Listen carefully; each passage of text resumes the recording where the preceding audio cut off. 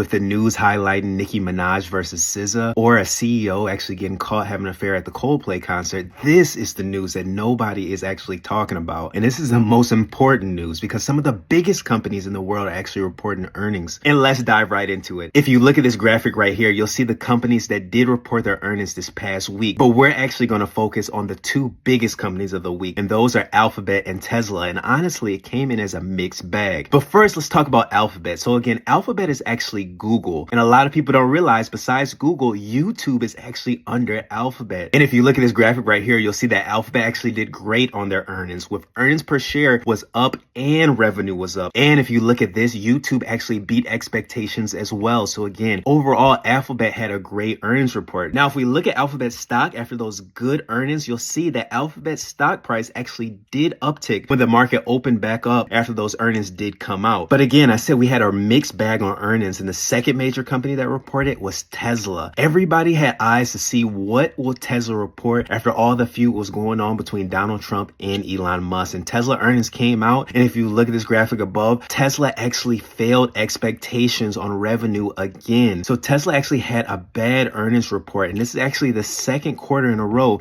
that Tesla failed to meet expectation. And on top of that, with record low car sales, Tesla actually would give an F on the report card. And looking at the stock price of Tesla, you'll see that Tesla dropped dramatically after those earnings report, and it was down about 8%. So again, we're seeing some of the biggest companies do really good and some of the biggest companies do really bad, but we're still in earnings season. And if you look at this calendar, you'll see all the major companies that are reporting earnings next week, and you'll see it's a lot of major companies. So next week will be the biggest week of earnings of this earnings season. So we should see a lot of volatility in the market. Now, the next biggest topic is the ongoing war between Donald Trump and Jerome Powell, and it continues to heat up week after week after week. And this week, Donald Trump actually visited the Federal Reserve himself. And it was kind of interesting because it seemed like Donald Trump was trying to strong arm Jerome Powell to lower interest rate this coming week. If you look at this clip, you'll see exactly what I mean.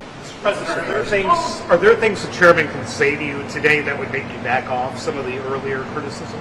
Well, I'd love him to lower interest rates. Other than that, what can I tell you? So the whole world will be watching this Wednesday for the Federal Reserve meeting to see, will Jerome Powell finally buckle under the constant pressure that Donald Trump has been putting on him to finally lower interest rates? With earnings going on, this Fed meeting, I know I'm going to have a lot to report to you guys next week. Again, this is the weekly market recap. I'll see you soon. Peace.